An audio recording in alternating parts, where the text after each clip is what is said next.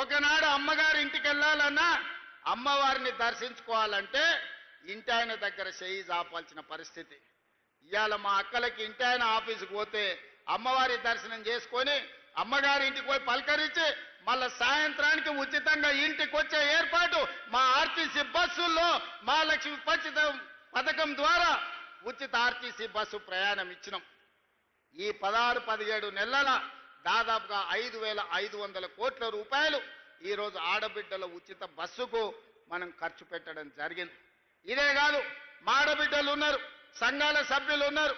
ఈరోజు ఎవరెవరో పెద్ద పెద్ద వ్యాపారస్తులు బస్సులు కొని ఆర్టీసీకి కిరాయికి ఇస్తున్నారు. కానీ మా ఆడబిడ్డలకు సంఘాలకు 600 బస్సులు ఇచ్చి 150 బస్సులు నేనే ప్రారంభించిన.